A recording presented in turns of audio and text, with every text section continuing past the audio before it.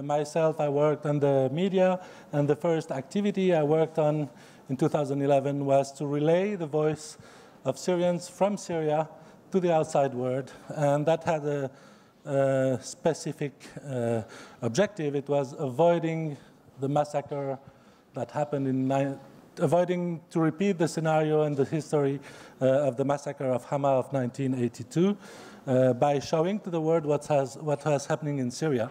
And as we all know, it didn't change anything. Maybe it was even worse. So I think it's a very interesting subject, and I would like to start. My name is Reem Albazam. I am a cardiologist. I work in private practice in invasive cardiology in Pennsylvania. I am a member of Syrian American Medical Society, a humanitarian relief organization, and I am, for the last 2 years, I have been very much involved in political advocacy and organizing the Syrian American grassroots in order to influence policy in the United States. I'm Anna Farina. I'm head of London office for an organization called Syria Relief, registered in the UK and operating inside Syria. I apologize for not speaking Arabic. I'm probably one of the only here. And I started collaborating with the organization and be involved in the Syria crisis 5 years ago. I was working in banking before that, so I don't have a background in humanitarian. But I dedicated the past 5 years of my life, of my work, to this cause. And I'm here today to give you our perspective and our picture about the work that we have been doing inside Syria and how this has been related to outside Syria. Maybe to start the debate, you're not from the media sector, but you have probably things to do about how the voices of Syrians reach the world. How can it be? How people coming from the medical or the relief sector have been also involved in relaying the voices of Syrians? Similar to the Holocaust that made a doctor want to be involved in politics.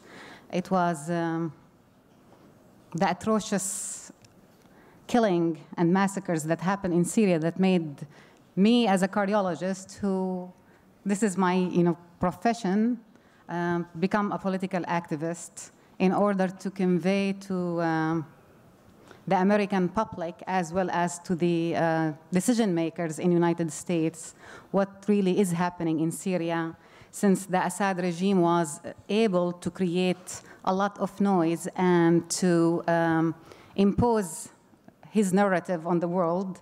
A lot of Americans had no idea who supports who in Syria. Are the Syrians really supporting ISIS? Is Assad really the only alternative to Islamist fundamentalists? Do really Syrians have culture? All what they have known about Syrians is what's shown, either dead bodies or people immigrating to Europe and drowning in the sea, so on and so forth. So the size of the atrocity that has happened made doctors be involved in politics. We had a good experience with the humanitarian organization, Syrian American Medical Society, and it was our beacon of light to model our political advocacy after SAMS. SAMS has showed us the way to do it, and we are trying to do political advocacy in similar way. Can you explain what is SAMS? So SAMS is Syrian American Medical Society. It exists before 2011. It was only social club.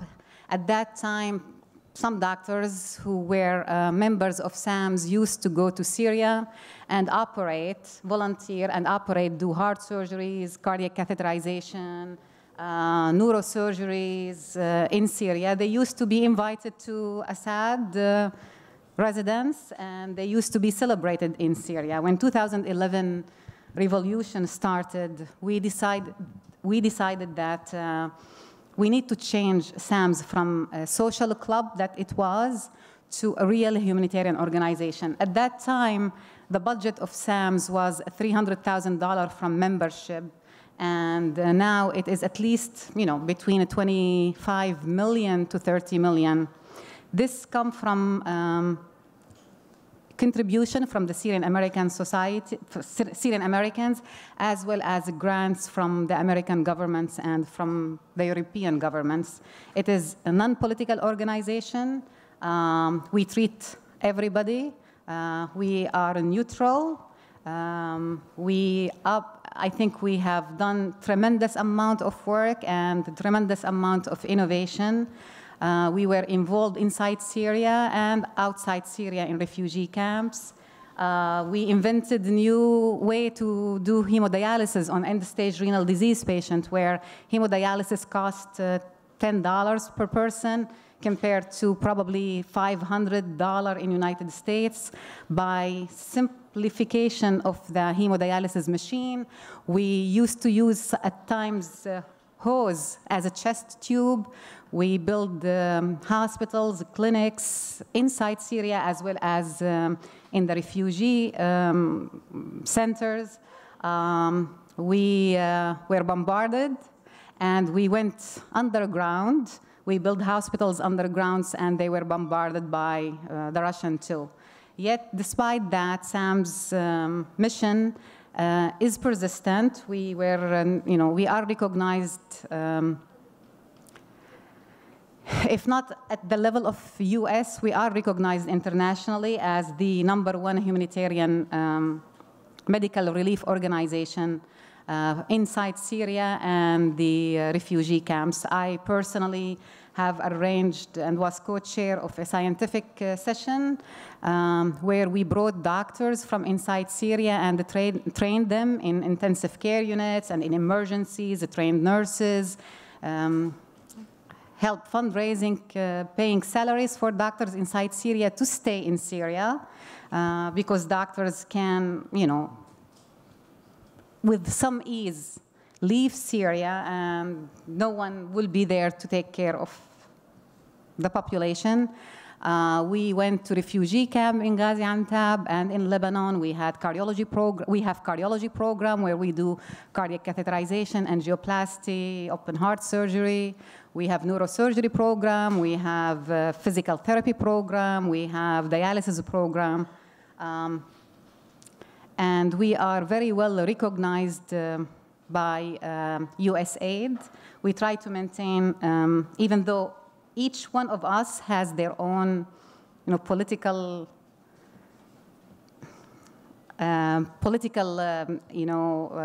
concept about Syria, but in our work as a humanitarian organization, we are purely humanitarian. We treat everybody.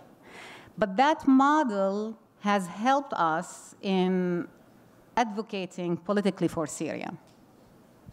I think each of us has a duty to do it, Syrian and non-Syrian. I think what we have seen in Syria for the past 8 years is something that everybody should talk about and everybody should know. Syria Relief started with the mission to deliver projects on the ground, and this is still our main mission. So we work with teams inside Syria to provide relief and aid to affected civilians. Having said that, when the operation expanded in London, we also realized that we had this duty. We had the duty to bring to Europe, to bring to London, to give voice, not only to the civilians and to the suffering of the civilians, but also to all the civil society organizations that operate inside Syria. So what we are trying to do is not only to describe the suffering, but also to describe the resilience of the Syrian people, and also to let the people know that there is still a lot of things that can be done to help the situation in Syria through local organizations, to organizations that operate on the ground, and through organizations that can really bring help to the people in need. One thing that needs to be noticed about media on Syria is that there are up and downs. I mean, there are moments where something happens, like last year in Aleppo, like Ghouta this year, and the press become interested again. And there are moments where no one talks about Syria anymore. I think organizations like SAMS, like Syria Relief, also have the duty to keep the attention high, because even if the situation for most of the people seems better, you can hear people saying, in Syria things are going better, because it's not in the news. This is not real. Even if the bombs stop, or if the bombs is less severe, there is a real challenge, because the humanitarian needs is not diminishing at all, it's actually increasing. So I think it's really a duty for all the organizations and the people involved in this crisis to keep the interest, to keep the attention on what's going on and the suffering of the people in the country. Dr. Al-Hakam Afandi, maybe you can join us, as we are missing a guest. So that would be very nice if you accept to join the discussion. أنا الدكتور الحكم أفندي من إيطاليا، نائب رئيس الجالية السورية. أعمل ضمن مؤسسة سيما الطبية، ممثل لمكتب إيطاليا. أنا حابب كثير أحكي عن الموضوع اللي تفضلوا فيه، موضوع الطبي في الموضوع الشأن السوري. كان له أهمية كثير بالغة، بحكم أنه إذا بنلاحظ الموضوع على الأرض السورية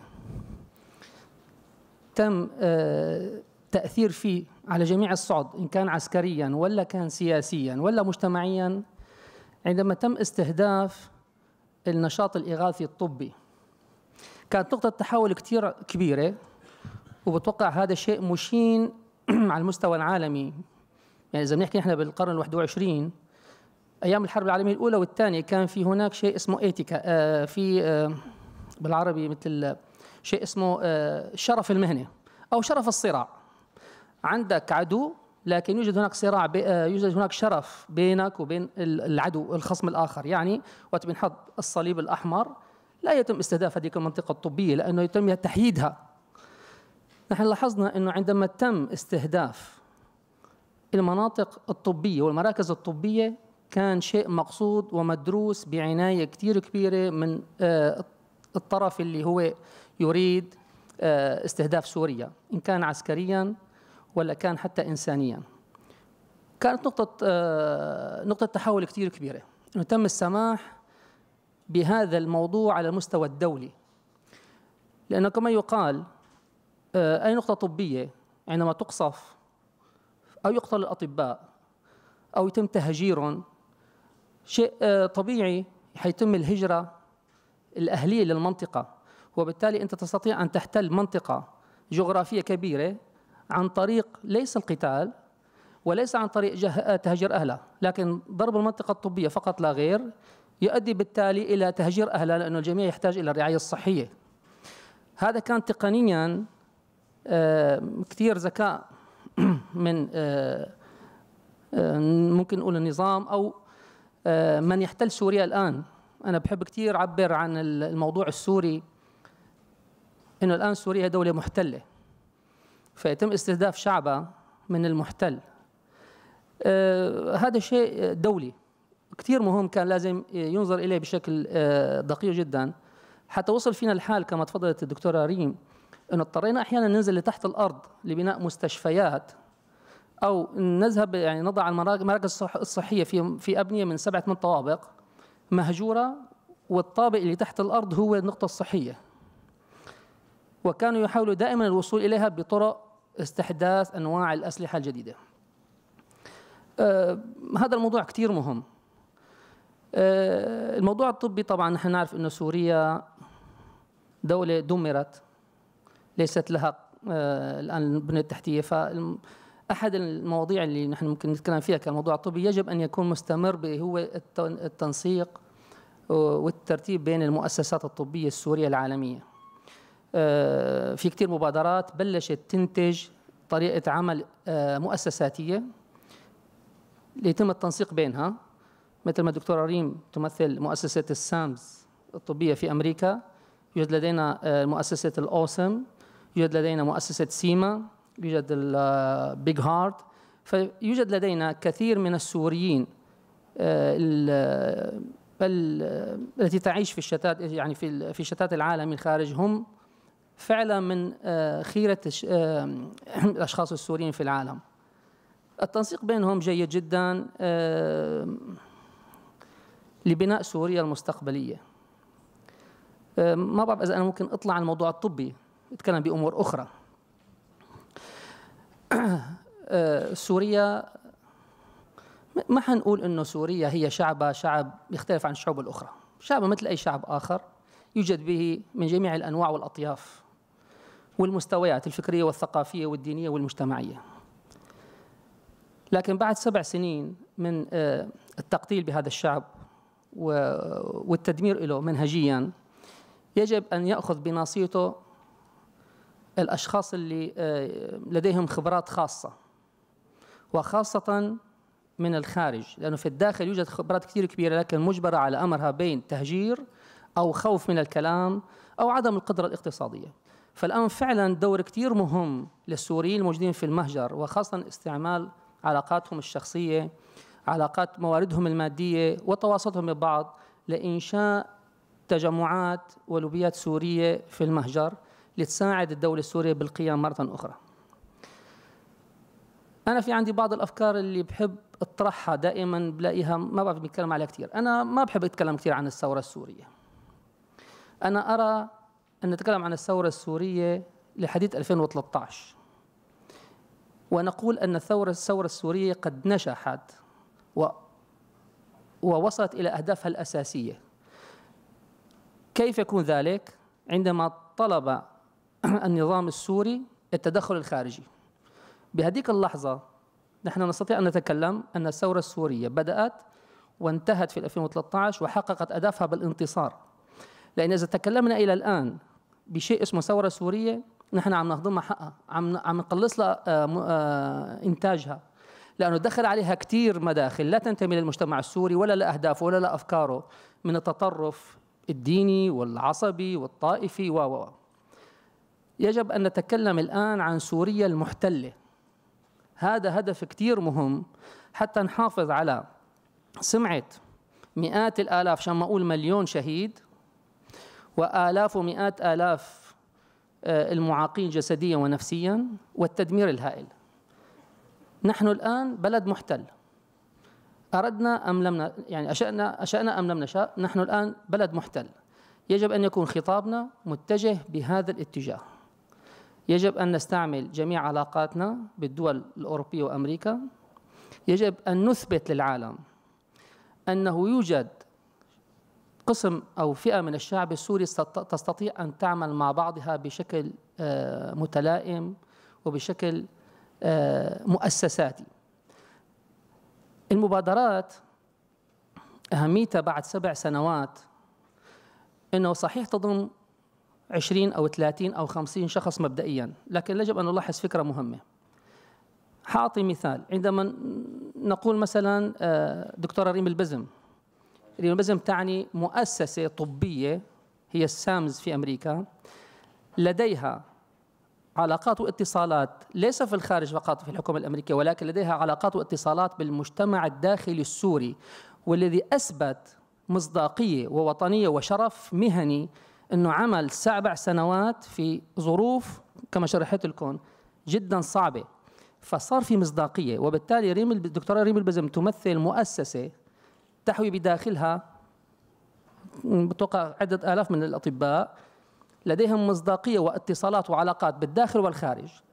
فإذا نحن حسبنا أنه الأشخاص اللي هن يمثلوا مؤسسات أثبتت خلال 7 سنوات مصداقية، علاقات، حسن تصرف مؤسساتي، واللي كان ناقصنا نحن في أول أيام الثورة، نجد أنه هذه المبادرات الحديثة بأشخاصها هي تضم فعلا مؤسسات سورية كبيرة القدر والشأن تعلم ما تفعل مؤسساتيا.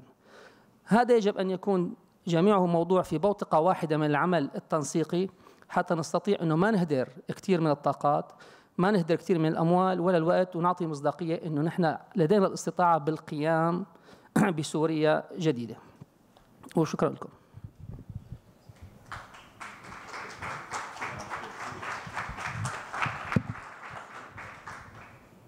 من 2011 لحديت حوالي 2016 منتصف 2016 Syrian American كانوا كتير involved بالhumanitarian and medical relief efforts. In the middle of 2016, we thought that we had to look at it from outside the box. Like, we've been involved in humanitarian relief for about 4 or 5 years, and nothing is happening. More people are dying. We are not really being very effective in saving lives. What are we missing? And we realized that we are missing political involvement. So few of us from SAMS who has served in SAMS boards or chapters decide to, it's time now to be involved in political activism. 4 members of SAMS organized the whole Syrian American community into actively participating in the presidential election. At the beginning, nobody in the United States wanted to be associated with us, presidential candidates, as Syrian American, because they considered us some kind of liability. People are confused. Are we Syrian American? Do we submit to fundamentalist Islamist ideology? Who are we? They're not really familiar with us. So to be able to have ourselves recognized as an entity, we really went through a lot of difficulties, and eventually we were successful. We participated in the presidential election. Our first participation was supporting Hillary. She was, president candidate, and her vice president, Tim Kaine. They didn't really want to have any fundraising events with us as Syrian Americans, so our first event was at a house. There was a Geisinger health system, so it was at the CEO house where few of us, a neurosurgeon, a cardiologist, a GI doctor, a surgeon, went and fundraised for Hillary. And the way these things happen, you fundraise, you participate, between the community, and then they take pictures with Hillary, and they tell you, okay, time for, the other group who are fundraising for her to take their pictures. So the 5 or 6 of us said, oh my God, we fundraised for her $250,000. This is the most expensive picture that we can ever have. We are not here to take pictures. So we stood on the line again, and I remember somebody asking us, didn't you take your picture already with Hillary? And we had to lie, a white lie, say no, we are waiting for the picture. So we got to Hillary again, because the initial picture, you take the pictures and they escort you out. So we got to Hillary Clinton, and 5 of us surrounded her and forced her into listening to us. We had pictures of kids who are paralyzed from refugee camps. We had neurosurgeon with us who operated on adults who are paraplegic, so on and so forth. We explained to her who we are and what we represent. And she was very open with us. She suddenly really opened up, introduced us to her personal assistant, Huma Abdin, and went out and thanked us for coming, and spoke about the Syrian American doctors' contribution, and vote that if she will become a president, she will be opposing Iran and Russia atrocities in Syria. That was the first interaction in politics that we had as doctors. Then one event led to the other. We were recognized as Syrian American entities. They weren't scared anymore of coming to our own houses, so we held another event for Vice President candidate Tim Kaine in Syrian American House in Indiana at Dr. Shweki. We educated Tim Kaine in regard to the Syrian cause. He spent 2 hours with us. He has a child in the military. He addressed us as such. Then we invited her husband to Beit Jbara. We have Asad Jbara with us. In Jersey, we asked Bill Clinton. He also addressed us as Syrian American, and he told us I asked him personally, what is your advice for us to be more active, since we know Hillary, if she is to become the president of United States, it's clear what her stand in regard to Syria. He advised us to work with the Congress and Senate, and that's what we did, actually. We met with Michel Floron-Noy, who was supposed to be the Secretary of the Department of Defense. Then the outcome took place, and our current president, Mr. Trump, and his Vice President, Mike Pence, became the president-elect and vice president-elect. We were novice to political work. We learned that next time, you cannot put your eggs in one basket. You have to have two groups of Syrian Americans supporting the two presidential candidates to be able to educate them about the Syrian cause. So that was one very expensive lesson that we learned. Long story short, we did meet Mike Pence December 30th. I remember the date because it was a day before New Year Eve in Chicago Club, and we had a roundtable discussion. And I'm gonna tell you, we came about like 5 or 10 doctors, representing Christians, Alawis, Sunnis. We are multi-sectors from Syria, let me put it this way. He was writing everything we were saying have a piece of paper and pen. My role was to talk to him about the Syrian revolution, and it's not civil war, it was it was a revolution for freedom and dignity. One other doctor talked to him about the children in Syria. A third one, who is a Christian friend of mine, she is a psychologist, told him, he was telling us his most important cause in life is protection of Christians in the Middle East. And she took the stage and told him, please don't think that Assad protecting Christians in Syria. My parents live in Assa neighborhood in Damascus, and they feel trapped. They are hijacked. They will be treated similar way to our brothers and sisters if they are to dissent. We are not protected. We are actually hijacked by this miserable regime. Then we decided that, okay, this is our trial with the presidential campaign. We learned a lot of lessons. Next time, we will not have our eggs in one basket. We formed our first political action committee. Political action committee, we called it Free Syria PAC. We ran democratic election. We got board member. And the political action committee, by definition, is promoting members of the Congress or the Senate to influence election. So we have put senators and congressmen in tier 1, tier 2, tier 3, where we can bring them to our events and educate them about the Syrian cause. And since we started May 2017, we were able to grow the Syrian caucus in Congress from 0 to 43 members. One minute. We developed another PAC. We called it Kayla's List. We developed a lobby. We have a strategy to influence policy in the United States. The strategy is to influence the Hill by having our PACs, to have a social media campaign to influence the grassroots, to have think tank events such as in Atlantic Council or other institution to suggest implementable policy changes and to try to reach the administration. And that's what we are doing now.